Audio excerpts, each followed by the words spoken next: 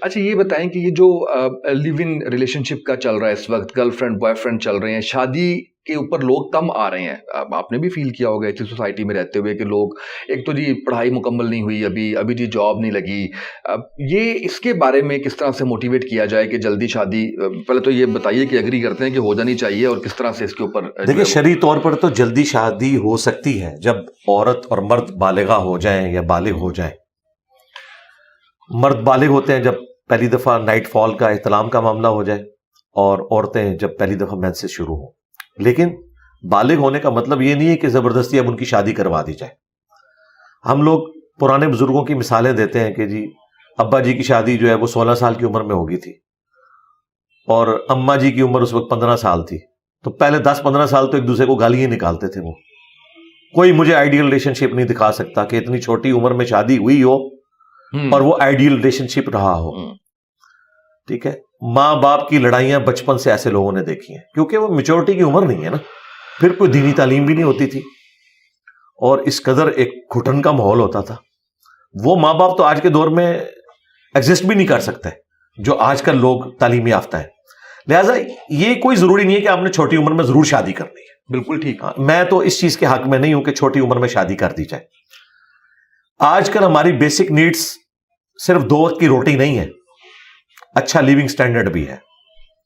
Basic needs اس وقت اتنی مہنگی ہو چکی ہیں، خواہ وہ بجلی کا بل ہو، گیس کا بل ہو، مکان کا کرایہ ہو. اپنے ذاتی مکان تو بہت کم لوگوں کے پاس ہے. تو ان چیزوں کو میٹ کرنے کے لیے پاؤں پہ کھڑا ہونا ضروری ہے. اگر پاؤں پہ کھڑے نہیں ہوں گے بچے اور آپ ان کی شادیاں کر دیں گے تو ایک دوسرے کے ساتھ لڑتے رہیں گے اور الٹیمیٹلی انجام طلاق ہوگا. آپ کی طلاق کی بڑی وجہ جو ہے نا فائنینشیل کرائسس ہے. اگر کھانے پینے کا گھر میں مسئلہ نہ ہو، پیٹ بھرا ہوا ہونا، تو اس طرح کے پرابلم پیدا نہیں ہوتے. اچھا، اس میں مزید جو آپ نے یہ پوچھا کہ شادیاں لیٹ ہو رہی ہیں، جی بھائی جب تک تعلیم مکمل نہیں ہوگی، اچھی جاب نہیں ہوگی، آپ شادی کریں گے تو اس کا اینڈ رزلٹ کیا ہوگا؟ ہاں اگر کسی کا اچھا کاروبار ہے، پیرلل میں اس کو کوئی پراپرٹی سے کرایہ آ رہا ہے تو ٹھیک ہے، بچوں کی جلدی شادیاں کروائیں. اگر ماں باپ افورڈ کر سکتے ہیں، بڑا نیکی کا کام ہے، کروائیں. لیکن ایٹ لیسٹ ان بچوں کی جن کی تربیت ہوئی ہو کہ وہ خاندانی سسٹم کو آگے لے کے چلے. صرف یہ نہیں ہے کہ جی ماں بیمار ہے، مرنے والی ہے، وہ مرنے سے پہلے شادی دیکھنا چاہتی ہے بچے کی. ٹھیک ہے، پھر کئی بوڑھیاں تو جاتے جاتے دادیاں اور نانیاں بے جوڑ کے رشتے کر کے چلے جاتے ہیں. یہ بڑا ظلم ہے کہ ایک ان پڑھ کے متھے آپ مار رہے ہیں ایک پی ایچ ڈی خاتون کو، پڑھی لکھی خاتون کو. تو ان کے تو مینٹل ماڈلز ہی نہیں ملیں گے. اسلام تو نہیں اجازت دیتا کہ آپ بغیر کف کے شادی کریں. ہم پلہ لوگ ہونے چاہیے. یہ بڑا ظلم ہے کہ ایک کنڈیشن میں پلی ہوئی بچی لا کے آپ جھونپڑی میں بیاہ کے لائیں اور اسے آپ یہ بتائیں کہ اللہ کے نبی چٹائی پہ بیٹھتے تھے. بھائی جب اللہ کے نبی چٹائی پہ بیٹھتے تھے تو ان کی بیویاں بھی چٹائی پہ بیٹھتی تھی. یہ بھی چیز دیکھنے کی ہے. تو یہ جذباتی چیزیں نہیں ہیں. اسی لیے دیکھیں بخاری مسلم میں حدیث ہے، اے نوجوانوں کے گروہ، جس کے پاس استطاعت ہے وہ شادی کر لے، نکاح کرے. نکاح کرنا نظروں کو نیچا رکھتا ہے اور شرمگاہ کی حفاظت کا ذریعہ ہے. اور جو تم میں نکاح کرنے کی استطاعت نہیں رکھتا وہ روزے رکھ کر اپنی شہوت کو ٹھنڈا کرے. اس میں امپلائیڈ ہے کہ یہاں پہ جو استطاعت ہے اس سے مراد اس کا مرد یا عورت ہونا نہیں ہے، فائنینشیل ہے. ہاں، ورنہ تو یہ نہ کہا جاتا کہ وہ روزے رکھ کے شہوت کو ٹھنڈا کرے. تو یہ کہنا، یہ اکثر ایک جھوٹی آپ نے روایت سنی ہوگی کہ ایک غریب تھا، نبی علیہ السلام نے کہا شادی کر، وہ اور غریب ہو گیا. پھر کہا دوسری شادی کر، اور غریب ہو گیا. تیسری، جب چوتھی کی تو امیر ہو گیا. یہ بالکل جھوٹی گھڑی ہوئی روایتیں ہیں. اس طرح تو نہیں ہوتا دنیا میں، نہ اس طرح کی ترغیب دلائی گئی ہے. نبی علیہ السلام کے اگر آپ دیکھیں، آپ کی بیٹیوں کے حق میں آج کی اگر آپ کیلکولیشن کریں 15 سے 20 لاکھ روپے بنتا ہے سونے کے اعتبار سے. یہاں پہ حق میں رکھا ہوتا ہے 32 روپے 8 آنے، آج تک چل رہا ہے.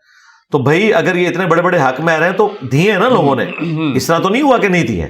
ہاں اگر عورت خود چھوڑنا چاہتی ہے، کام رکھنا چاہتی ہے، اس کی اپنی مرضی ہے. عرب میں آج بھی لوگ کہتے ہیں عربی شادیاں بہت کرتے ہیں. سرکار دنیا میں مشکل ترین جو شادی ہے نا وہ عربیوں کی ہے. مرد رول جاتا ہے پوری زندگی پیسے جوڑ جوڑ کے، تب اس کی ایک شادی ہوتی ہے. وہ ساری کی ساری ریکوائرمنٹس اس نے پوری کرنی ہوتی ہے. اتنی عورت کی عزت اس حوالے سے ہے. باقی وہ جو شادی کے بعد ان کی ایک سختی والا پہلو ہے وہ عربیوں کا وہی ہے جو پٹھانوں کا ہے.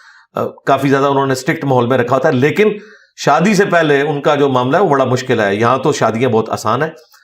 تو یہ جو آپ کہہ رہے ہیں نا ایک ریلیشن شپ والا معاملہ، یہ بہت ایلیٹ کلاس کے اندر ہے.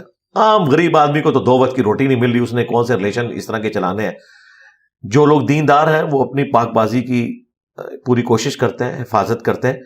ہاں اب ایک بچہ نوکری لگ گیا, کمانا شروع ہو گیا, اب ماں باپ کہیں گے جی ہم پہلے 5 سال اس کی تنخواہیں کھائیں گے پھر اس کی شادی کریں گے, یہ ظلم ہے, غلط ہے. جس طرح وہ پاؤں پہ کھڑا ہوا ہے شادی کریں اور شادی کر کے اسے انڈیپینڈنٹ کرتے ہیں. ہاں کسی ضعیف حدیث میں بھی ساس سسر کا رشتہ نہیں آپ کو ملے گا, صحیح حدیث تو چھوڑ دیں, اس زمانے میں یہ ہوتا ہی نہیں تھا. شادی کا مطلب یہ ہے الگ سے خیمہ لگ جائے گا, وہ اپنے بیوی بچے لے کے الگ گھر میں شفٹ ہو جائے گا, کیونکہ اس وقت ضرورتیں اتنی ہی ہوتی تھی نا, الگ گھر لینا آسان تھا. اب تو اتنی ضرورتیں ہیں کہ اسی گھر میں ایک کمرہ لینا پڑتا ہے, پھر لڑائی جھگڑے شروع ہو جاتے ہیں, کیونکہ کچن جو ہے وہ جب شیئر ہوتا ہے پھر ماں باپ کی کمزوریاں اولاد کے اوپر عیاں ہوتی ہیں کہ جی شادی سے پہلے تو یہ دنیا کی نمبر 1 ماں تھی اور شادی کے بعد یہ دنیا کی نمبر 1 ولن بن چکی ہے, جبکہ اپنی مرضی سے بیاہ کے لاتی ہیں. آپ دیکھیں شادی سے پہلے بھتیجیوں اور بھانجیوں کے حق میں عورتیں اپنے خامدوں سے لڑتی ہیں, اپنی اولاد کی برائی سن لیتی ہیں اپنے خامد سے, لیکن اگر خامد برائی کر دینا اس بیوی کی بھتیجی یا بھانجی کی تو وہ اس کو بالکل نہیں بخشتی. اتنا اس کو وہ یعنی ان کا پوزیسونیس کا ان کے ساتھ رشتہ ہوتا ہے, وہ آن کرتی ہیں. اسی بھتیجی بھانجی کو جب بیاہ کے لاتی ہیں تو وہ اللہ معافی دے اس سے بڑی ڈین کوئی نہیں ہوتی ہے, بالکل, کیونکہ وہ امپائر شیئر ہو جاتی ہے. بالکل صحیح.